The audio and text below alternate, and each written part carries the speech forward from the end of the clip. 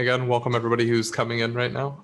This is the Arts, Film, Creative Writing, and Humanities for the Arts and Humanities Department here at UCI. I'm going to be presenting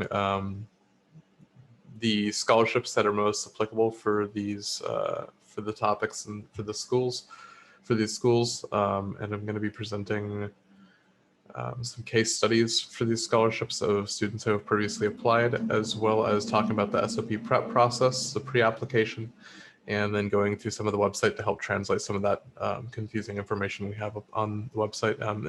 It's relatively straightforward, but for those of you who just look at the page and you're overwhelmed by the sheer amount of information and buttons to click, I can help you navigate it a little bit better. My name is Kiefer Hurley. I am the lead student advisor for the SOP and PBK offices here at UCI.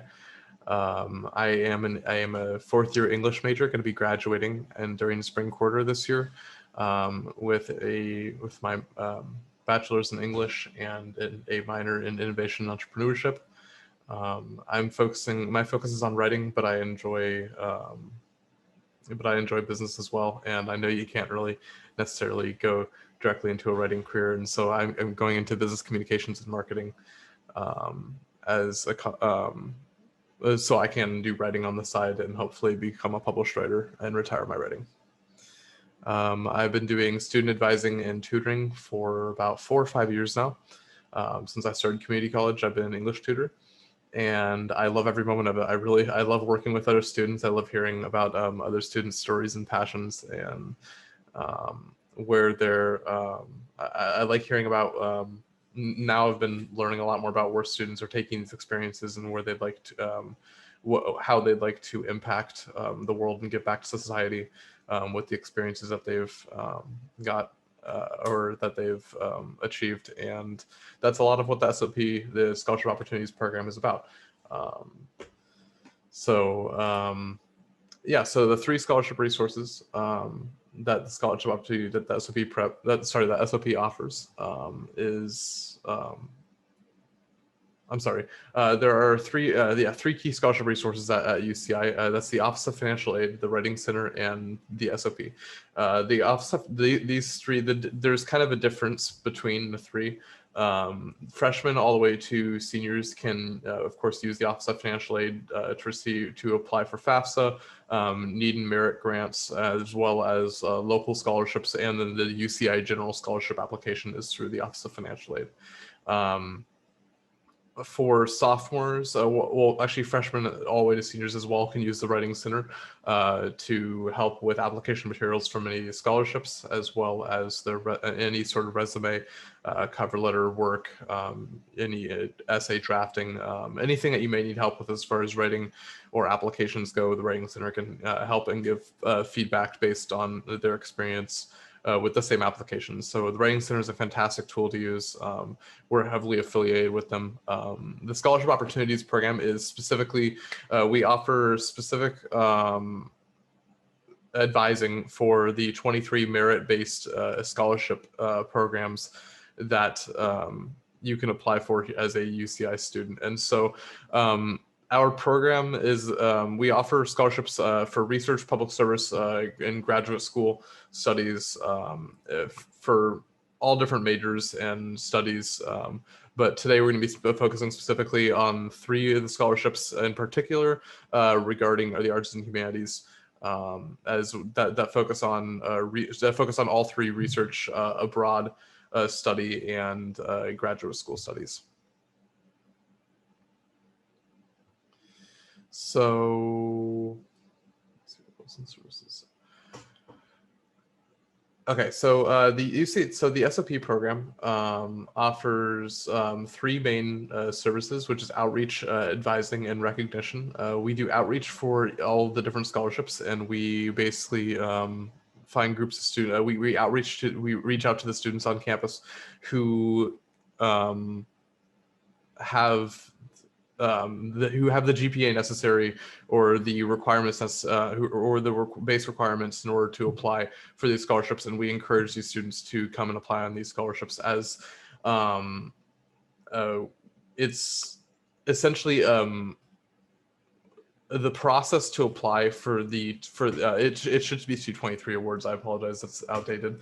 The process for applying for these 23 awards is over a 3-month process, and you basically are going to be developing 4 application drafts, as well as other application materials such as personal statements, CVs, and letters of recommendations. During this process, you'll be strengthening your interview skills via mock interviews and receiving feedback on these interviews, as well as your application materials. Through this process, you'll build fellowship community through recognition and the recipients blog. So once you complete I'll go through the process momentarily, but when you complete the process, essentially, you're added to, we have a blog on our website where we have all of our recipients, alternates, finalists for these awards, and then anyone who has been essentially endorsed by the SOP or received an SOP UCI endorsement. And you're put into this network of alumni where you can contact these other recipients, alternates, and people who have been finalists in the awarding process. And you can talk to them about their experiences, as a student, and about the application process itself and what it was like, and what they got out of the application process, as a lot of the experience gained from this process isn't just in receiving an award, but in going through the process itself and in taking all the different pieces of your experience of your career as a student here at UCI and putting them into and piecing them together to kind of envision a goal that you'd like, of how you can give back to society, or of how you can build or leave a mark, basically. Will these slides be available to look at later on? Yes, of course, they will. I will have them posted. Give me. Oh, sorry, I apologize. This entire presentation will be posted on YouTube as a recording once we have it edited and put together. So the links for the presentation will be available on our YouTube, which can be found through our social medias. I believe our Facebook, LinkedIn, and our Instagram all have links to our YouTube. SOP does have their own advisors, yes. So we have our 2 primary advisors, which are they have been working here for about 25 years now. Brendan and Courtney are fantastic. I believe it's 25 years. Don't quote me on that.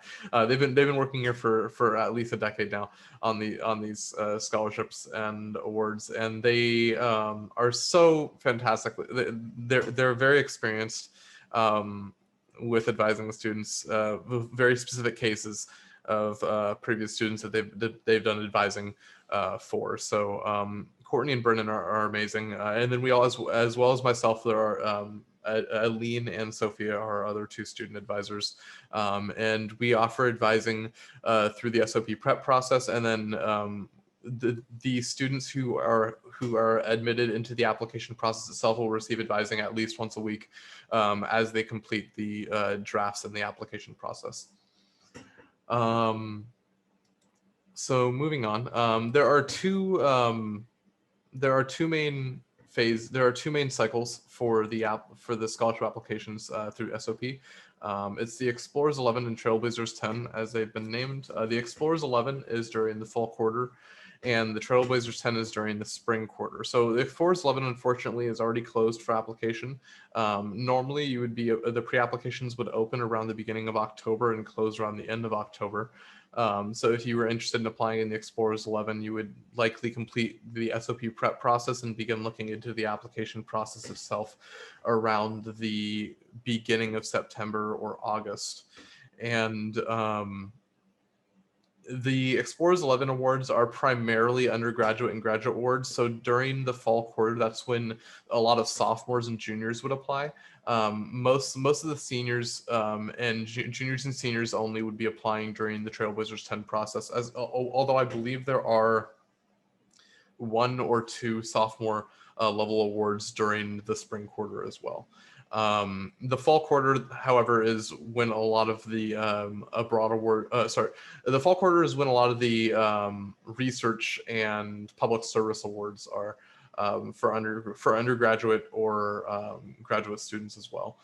So if you're a sophomore all the way up to a senior, and you're interested in pursuing research or public service, public policy, social services, or any other graduate study at another school, the Explorers 11 process would likely be right for you.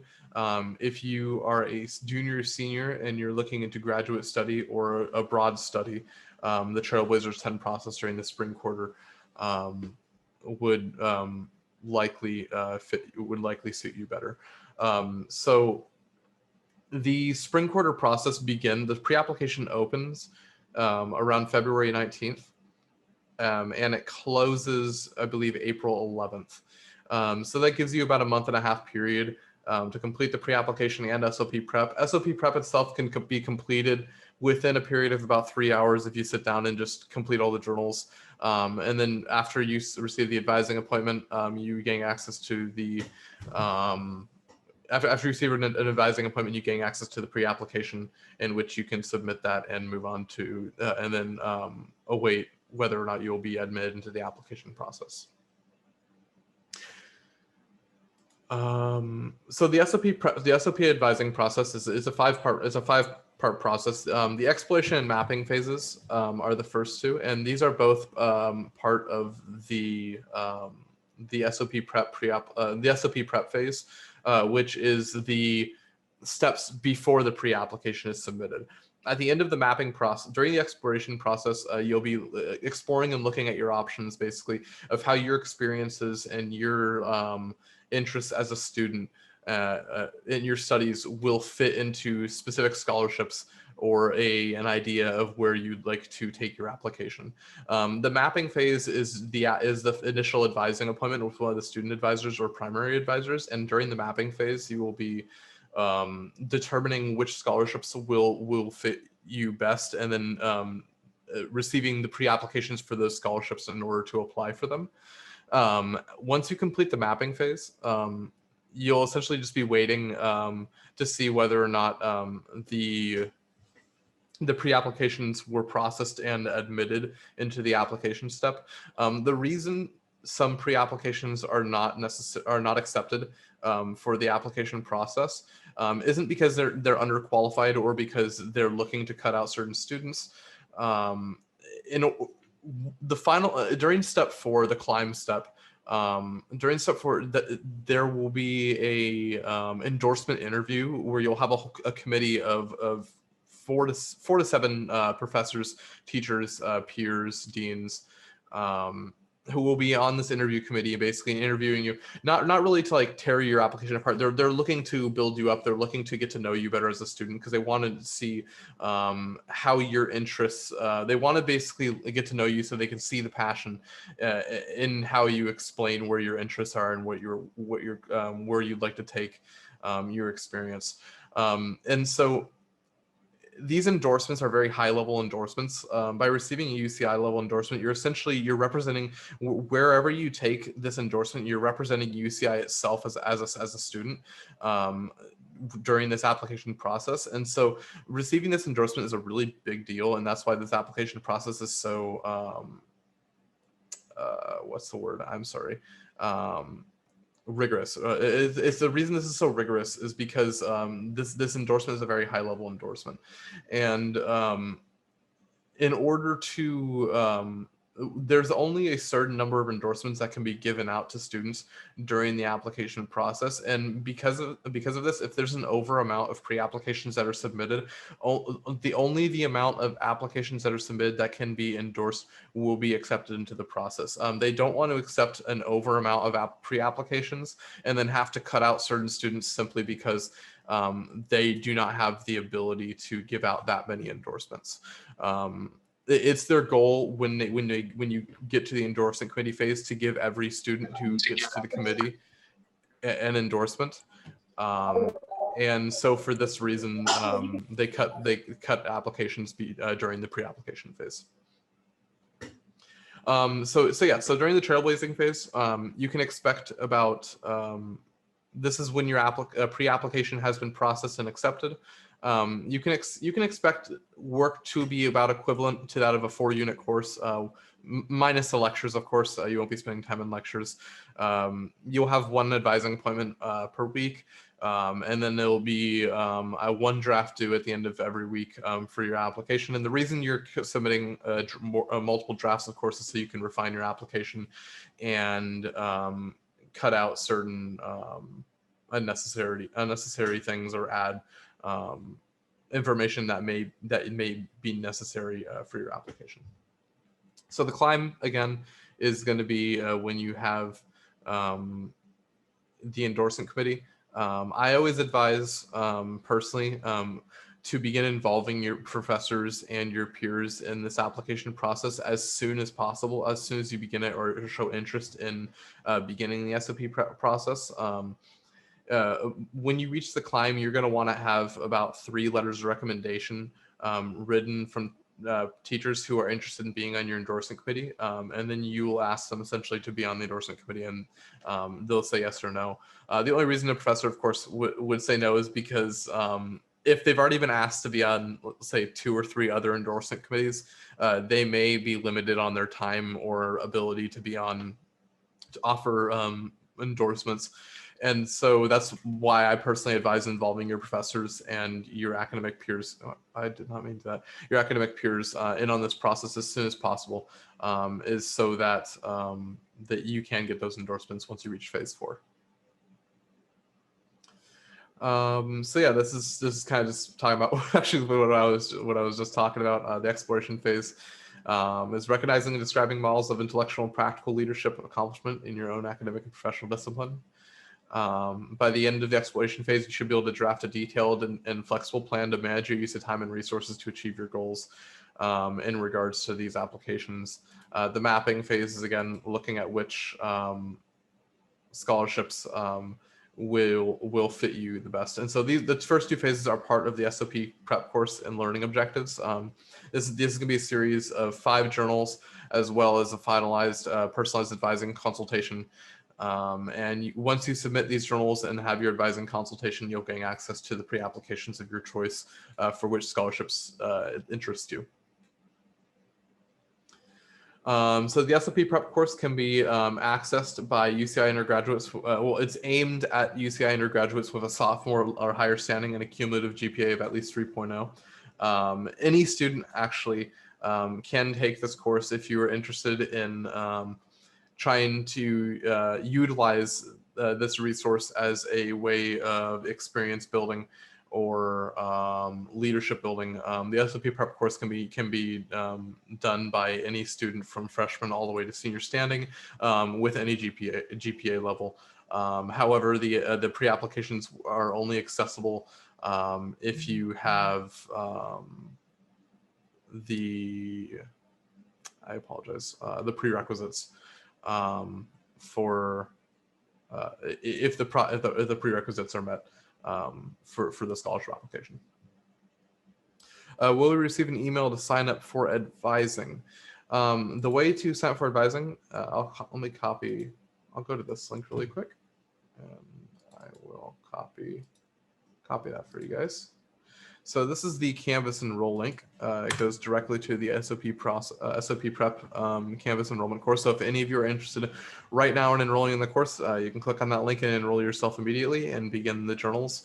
Again, if you are interested in applying on any of the upcoming spring scholarships, the Fulbright is one of our most achievable awards. They give out over 1,000 awards per year to over 100 different host countries. So if you're interested in studying abroad and you're a sophomore or higher, the Fulbright is a fantastic option for English majors who are looking to teach English or study or do research abroad in pretty much any country of interest. So that's going to be coming up this spring cycle. And let me see, I believe the pre-application will be opening in about 3 days. So I definitely advise going over to that link and enrolling in the SOP prep process.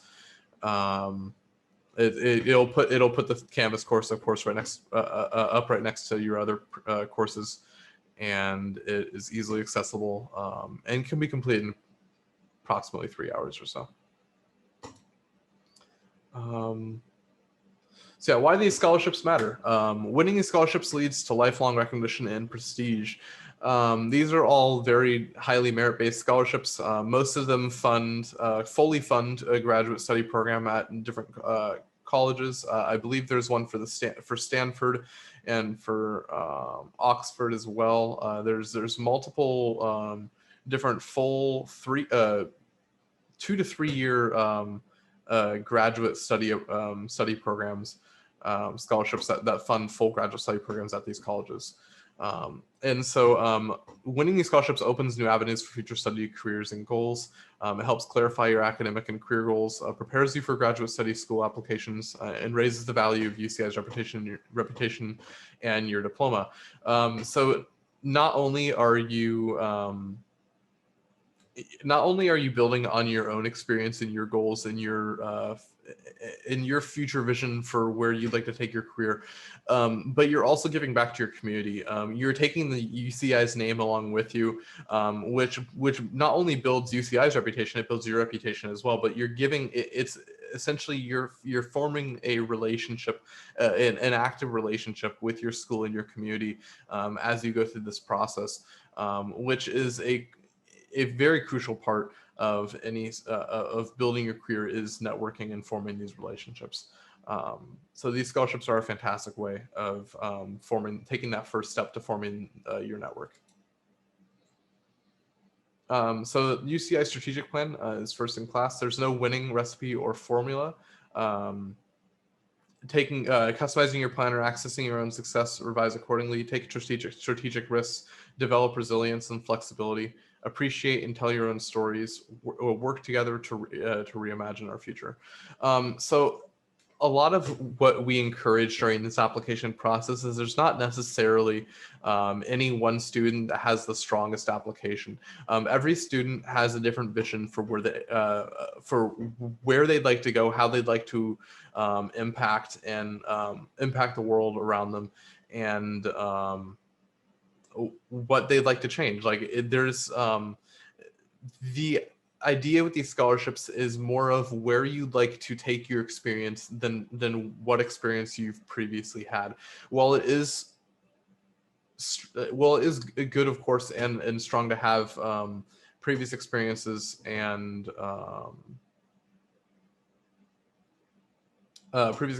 knowledge, and a high GPA, of course, and being a good student. It's important to have a strong application, but it's even more important to have a passion and a vision for your future as to where you'd like to take your application. So a couple case studies. Here we have Anne-Marie Leiby. She was a double major in biological sciences and dance. She graduated cum laude in each of her majors. Her involvements, she was the co-founder of Limitless Leaps, an outreach program in providing free dance classes for the students with Down syndrome in Orange County. She was a private dance instructor in ballet, jazz, tap, and lyrical genres. Volunteered her spare time at Long Beach Memorial Hospital and St. Jude's Research Hospital, as well as participated in a research study on program-inducing ballet and cerebral palsy in order to improve walking patterns. The award she applied for was the Donald A. Strauss Scholarship. She was an alternate for her proposal. Limitless Leaps, a program of cultivating community and empowerment through dance. Anne-Marie Leiby essentially took her experience as a dance instructor and her interest in working with hospitals and with disabilities, and she wanted to found her own company that basically took each of her experiences and drew from them to create a vision of this new idea that provided that took her experience from dance basically and opened that world for students who have Down syndrome. And so this program, as an alternate, it's kind of like being waitlisted for the award, where as soon as they receive the funding, in order to fund her project, the funding will be forwarded to her project to complete it. So being an alternate is fantastic. This is a really fantastic achievement for her. And this is kind of an example of just someone who took experience from two completely different areas and combined them in order to create a vision for how she could change society in a way to open doors for people who might not have had access to certain to a certain program previously. So the scholarship she applied for is the Donald A. Strauss Foundation Scholarship. This is a scholarship meant for students committed to public service, leadership, or environmental interest. So this scholarship funds $15,000 for a community or public service project. You can apply for this as a sophomore or junior during the fall application cycle. So this is an example of one. Again, most of the sophomore level applications can be applied for during the fall application cycle.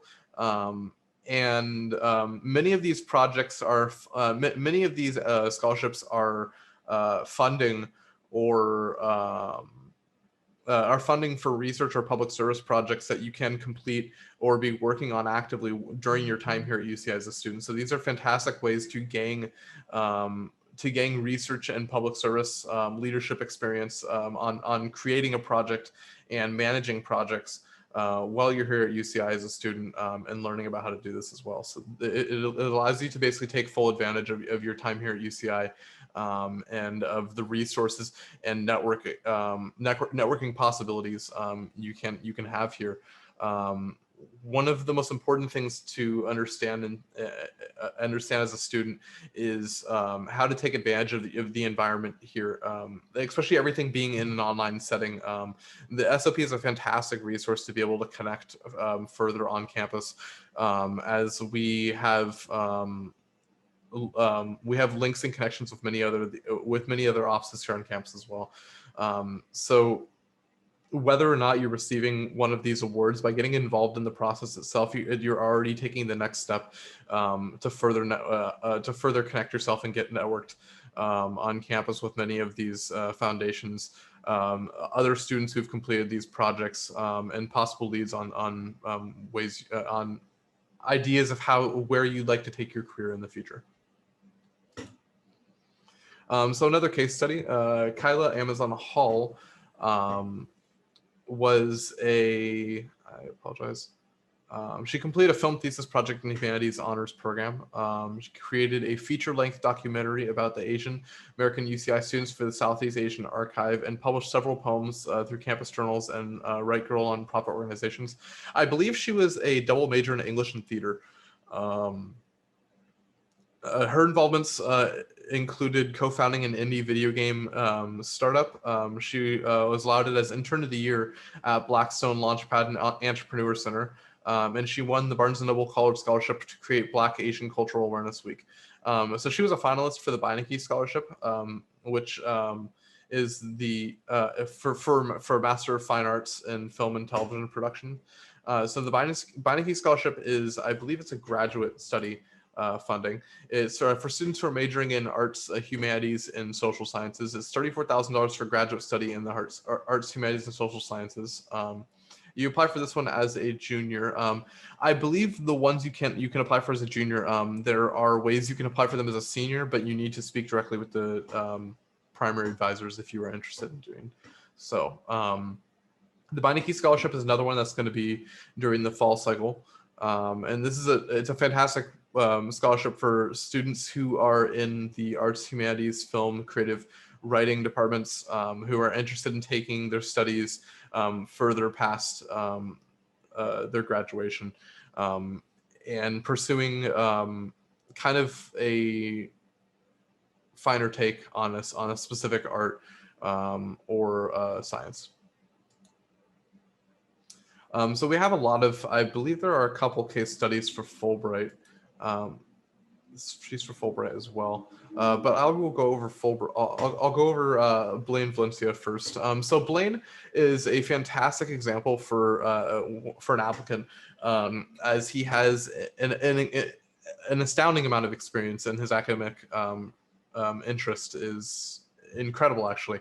But I don't want to dismay or dissuade some students who may have less experience or academic involvement as Blaine. Blaine's a double major in public health policy, film, media studies. He was part of the CHC. He was a CHC participant on campus, which is the campus-wide honors collegium. I'm sure many of you know about CHC. If you do not, please go ahead and I can show you guys some links to them on our website later on. But it's a way to get involved on campus. It's one of the honors programs on campus here at UCI. So he completed a UROP research project on empire and televisual representation of queer people of color. He completed a SOP research project on free trade in Costa Rica and queer representation of the Israel-Palestine conflict. His involvements were with the ASCCI, Office of President Films Commission intern. He served as a student diplomat in the Olive Tree Initiative and developed video projects related to diversity in Southern California as the Diversity Production Senior Director. His awards were he received the Distinguished Anteater Award, and then he also received the Fulbright U.S. Student Program Study and Research Award as an alternate for the Philippines. So when applying, one of the things with a Fulbright scholarship is there are over 1,000 different awards given. It's the most flexible, most popular award. There's actually, sorry, not 100. There's over 140 different host countries you can choose from to take the Fulbright award to. It's a 1 year full. It funds a full 1 year abroad program for research, special grants in arts and business, and also as well as teaching English and other creative writing programs. You can apply for the Fulbright program as a junior, senior, even a recent alumni. If you were to graduate and go into business or other studies for 2 years after graduation, you could still come back and apply for the Fulbright program. It's incredibly flexible. It's a fantastic opportunity for students who are interested in studying abroad but do not have the resources or do not necessarily have the resources to do so. So the Fulbright program is one of the applications that we will actually be offering during this upcoming spring cycle. The pre-application will open February 19th, and it should be closing around April 11th or so. We like to keep it open for about a month and a half, even though it usually opens in March. And the Fulbright program, again, it funds an entire year abroad for research or special grants in the arts. And let me see. One of the tips I can give for the Fulbright application is having a host country in mind as to when you decide and do research on which host country fits your experiences or your vision as to what research you'd like to do in another country. It's most important to determine why your specific country fits your needs or ideas best. For example, if I were to say I wanted to study, if I wanted to teach English in the Philippines, and I were to go to the endorsing committee and I were to be talking about my plan to teach English in the Philippines, and how it's inspiring to me to be able to teach English to students who may not have access to these resources or the ability to learn English otherwise. And one of the questions that they might pose to me as a committee is, why did I choose the Philippines over any other country? Why couldn't I just take my project and go do my project in Taiwan? Or why couldn't I do my project in Russia, India, Australia? They would list a number of other countries that might fit my project proposal just as well. And I think that's one of the most important parts of the application process, is understanding why your specific country fits you the best and why no other country could do what that country does for you. And that shows that you've done extensive research and have a very an understanding beyond just general of what that country, of why your interest lies in the host country that you have chosen. Does it have to be for a research project proposal, or can it be just for graduate study? It can be, I believe it's for a research project proposal or for teaching English in another country. I don't believe Fulbright is for graduate study. Um, you could probably use it for doing a year abroad of like if you wanted to learn Japanese, if you personally want to go to Japan and learn Japanese while you're in Japan for graduate study, I believe you could do that. Yes. Essentially, it's funding a year for study, research, or teaching in another country. Do you have to do research? No, not necessarily. That's just one of the options. Of course. So these are just some more case studies for the Fulbright. We have multiple different case studies on here, and I'll just hover on them for a couple seconds so you can go back on the video later on and pause on it for each of them. But each of these students is just to show you the incredible diversity we get from our Fulbright applicants here at UCI. The Fulbright program is we really highly encourage students to pursue it and apply on it as there are many awards given out every year, over 1,000 awards given out for the Fulbright every year to applicants, and there's just so many different I guess there's so many different ways to apply this award to whether it's research, teaching in another country, interest in pursuing graduate study in a foreign country, and just in such a wide variety of different countries. So again, some more Fulbright case studies. This case study here is for the Harry S. Truman Scholarship. Actually, well, I believe he was, he applied on 3 different awards, the Harry S. Truman Scholarship, British Marshall Scholarship, and the Fulbright, and he received all 3. Felipe Hernandez was a double major in political science and music performance. He participated in the Student Achievement Guided by Experienced Scholars program. Co-founding the Mentoring, Empowering, Nurturing Through Education nonprofit organization. He interned for the Congressional Hispanic Caucus Institute and White House Initiative on Educational Excellence for Hispanics, and served as a Senate Fellow in the California Capitals Fellows Program. So Felipe Hernandez was absolutely incredible applicant, really just mind-blowing getting to know him. So at some points, just some of the ideas and the articulation that Felipe had was really amazing. And a lot of this, actually, when we first met him, when I first met Felipe, he was very nervous going into a lot of this application process. He was a lot like any other student, that he didn't really know where he would. He had this experience, this extensive and incredible experience through just basically putting himself out there and getting continuously involved. He didn't know where he wanted to take it next, but he wanted to find a way to get funding for because he knew where his interests where his interests lie, and so he went through the SOP process and further refined a lot of his interests and experience. And basically ended up applying for, you can, and this answers a question that many students have, that you can apply for multiple different scholarships in the SOP process, and we do encourage it. We don't encourage any more than 2 usually, as each one is stacking, again, the workload of a 4-unit course on you. But Felipe, as you can see, he received 3 separate awards, including the Fulbright Award for teaching English in Colombia. So where can we check the list of which countries Fulbright includes? That's a fantastic question, and I will go to the website and show you guys that in just a few moments here. So here's some of the Fulbright arts disciplines that if you are studying or have interest in any of these different disciplines, or have a career experience in any of these are different. Kind of just give you an idea of projects that can be funded through Fulbright. Fantastic. Thank you so much for putting that in, Diana. Deanna, I really appreciate that. These are Fulbright field. These are so Fulbright does some field specific awards, and these are some of the arts grants that they have.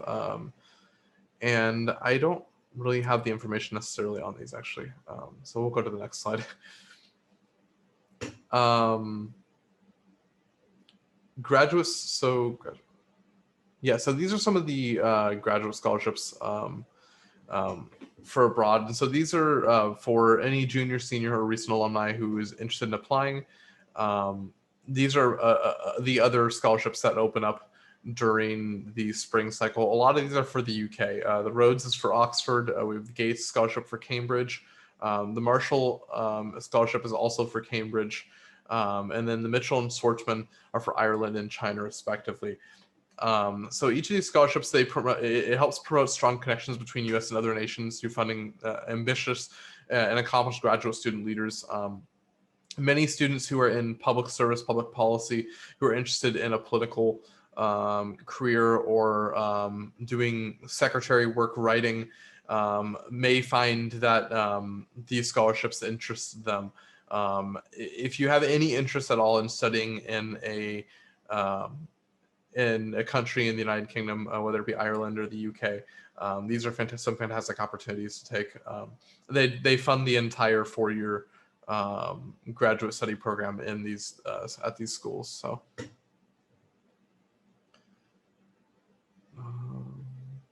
just some of the more graduate awards. We have the Knight Hennessy for Stanford, the Paul and Daisy Soros for New Americans, and then the national, the NSF research is for research. So NSF funds, I believe it's $34,000 for a research fellowship. The Knight Hennessy Award is it funds a graduate study at Stanford, and then the Soros is a graduate study, I believe, at a school of your choice. I'll have to go look at the website for that as well. Just to confirm, can we apply to Fulbright and graduate programs as you mentioned, or can we double dip? Yes, correct, you can. You can apply for as many as you'd like. Just keep in mind each application you apply for is going to be the workload that comes with it is about equivalent to a 4-unit course. So keep that in mind along with your current studies, that so you don't become overwhelmed or aren't able to focus on putting as much research or time into into one application because you're focused on so many other applications. These are merit-based scholarships, and they want to see very refined. They want to see a lot of refinement in your application and during your interview.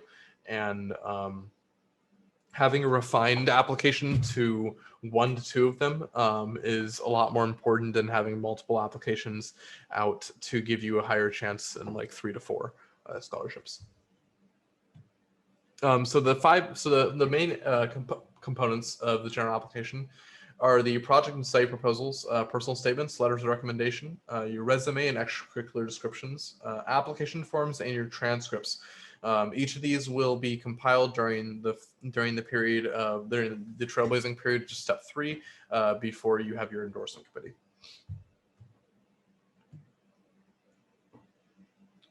This is to give you an idea kind of what the proposal essays are like. So when you're formulating your proposal for whether it be Fulbright or Knight Hennessy, there are 3 main steps. You want to state your specific goals, detail your plans and timeline to focus your, you want to identify your focus and specialization. That's really important, is that you have an idea of what specializations each of your experiences have created for you and how you'd like to draw from them to formulate a plan for your future. So you can, essentially it allows you to report the success of your work. You're kind of measuring the success of your experience and how you've grown from your experience and through your interests by taking your experiences and compiling them to and combining them to create a vision for your project plan. So the second step is how does your work fit with the trends in your field? Name specific faculty with similar interests who would be ideal mentors. So this is applying your experience to your career field directly, and then you're going to be basically looking at your connections in your network and then determining which faculty and which connections would fit your application best to have on your endorsement committee. And then highlighting your motivations is important. So what unique contributions can you make? Articulate the value of your work for society. So you want to kind of draw attention to what you're giving back to society, how you'd like to leave a mark, how you like to impact the world around you. You'd like to show the people who are going to be endorsing you why, I guess, the reasoning for your whole plan, like what drives you to be interested in this career field or in furthering this project plan. So personal statements, again, this is kind of an idea of what your personal statements would be. Identify who you are, describe your academic background and experiences, convince your audience that you have the necessary skills to carry out this work. Analyze how future work will advance your academic and career goals. Show introspection about your goals, talents, and values. And you want to demonstrate creativity and originality. Choose relevant and specific details. Tell a unique and interesting story, and eliminate generalizations, cliches, and platitudes. One fantastic way to take use of the SOP office is using campus resources strategically. And here I think I'm just going to cut off from our, let's see if I'm going to cut off from this presentation, and I'm going to go directly to the website to show you guys the resources rather than talking about them as, awesome, there we go, okay. So on our website, it's called, on the homepage of the website, you can see the upcoming events that we may have, as well as recent scholarship recipients, alternates, and finalists we have for the application process. Under the About tab, initially right here, we have 5 different tabs. We have About, Contact, Staff Information, Writing Center, Phi Beta Kappa, and Honors and Excellence Program Resources. If you go to the Writing Center, that's our first permanent tab.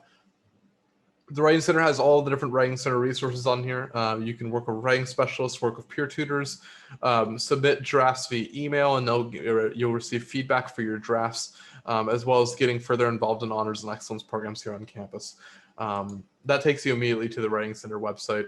But if I go down here to the Honors and Excellence Program resources, this is a page on our website that lists all the different ways you can get involved on campus through honors and excellence programs. We have honors in acting, design, directing, drama, literature, theory,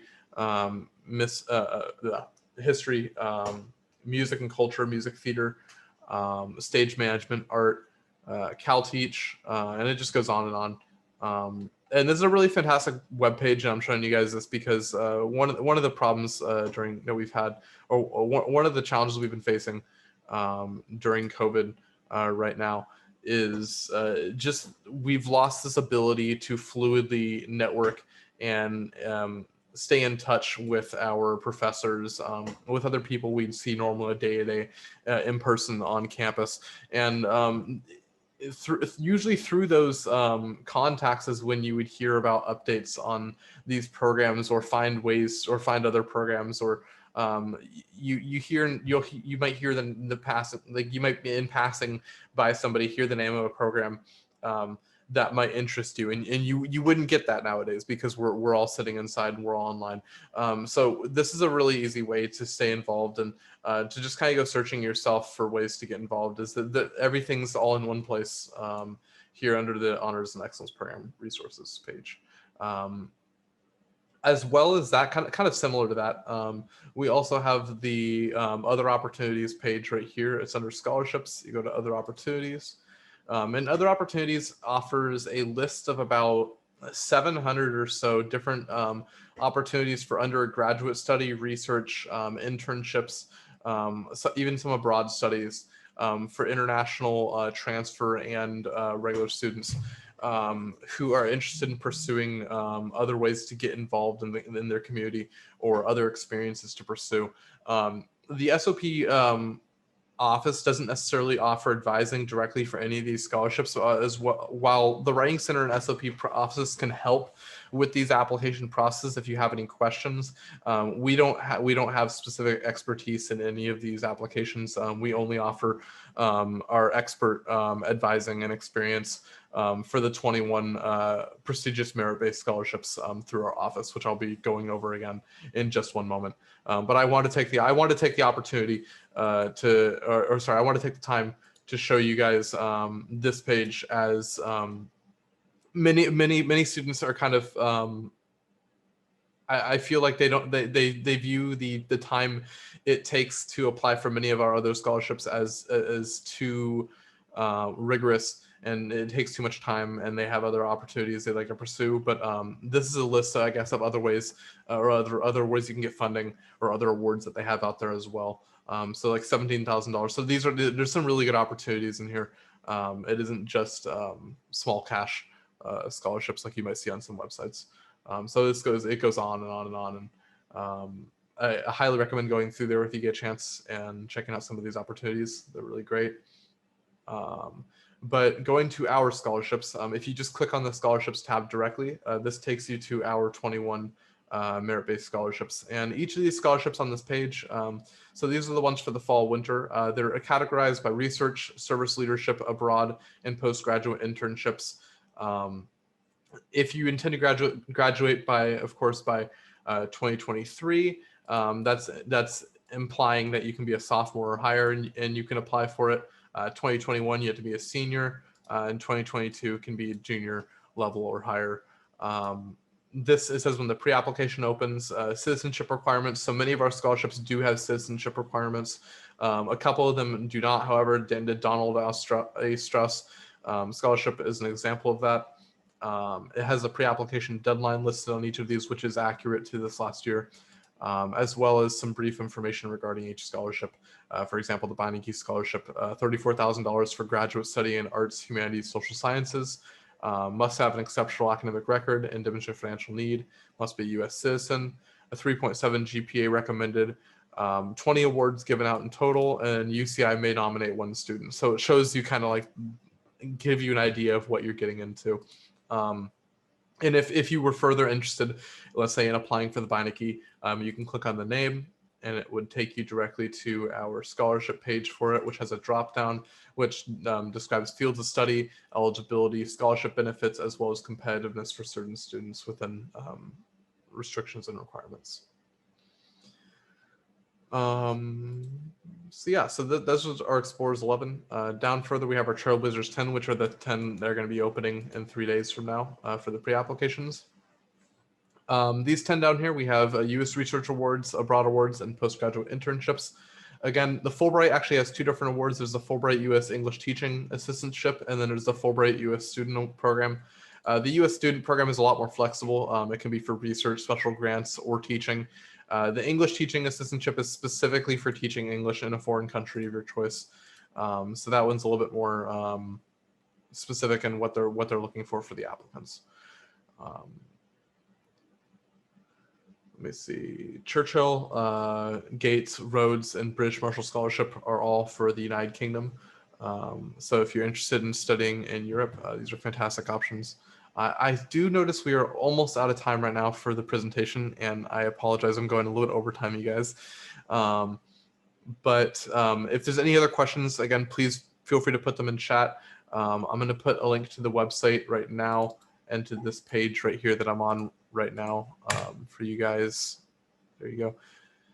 Yeah, of course. Yeah, I hope I was able to answer any questions you guys had today, and any other questions that you may have had. I hope I was able to cover that too.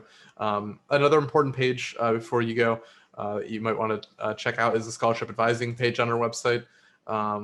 This page we have our student advisor drop-in hours, which are currently only on Thursdays from 5 to 6 p.m. As we understand, a lot of students are in class until about 5 p.m. every day, so we offer them a little bit later in the afternoon.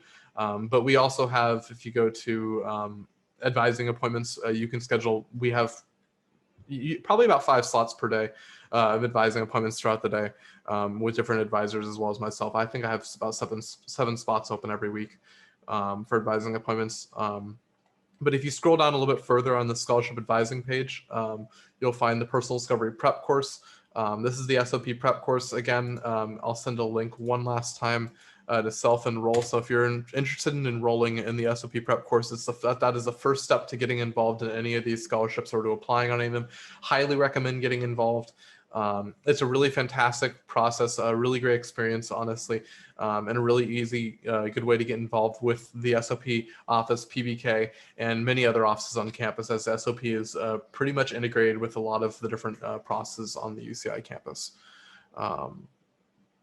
So again, guys, thank you so much for your time. If you have, I'll be around for a couple more minutes. So if anybody has any lingering questions, or I didn't get a chance, or if you just want to talk to me directly, I'll be here for a couple more minutes or so. Yeah, again, thank you so much for you guys' time. I apologize for last Friday. We had a couple mix-ups with the schedule, and but I'm glad we were able to get here today and get all this information out there. Yes, thank you so much. We're really excited to have all you guys have all your interest in this program, and I hope to see you all, some of you, in the application process. I'll be doing advising over the next couple of weeks, so again, thank you. Yeah, and if you are interested also in further involvement with SOP, I believe we have 2 student advisor positions that are opening for application on the UCI Handshake page as well. There's links on our website as well, and then there's also a media marketing manager position that's opening for PBK. So if you're interested in any student work positions as a student advisor, you can contact me directly. I'll put my email actually in here because I'm a lead student advisor, so I'm doing the hiring.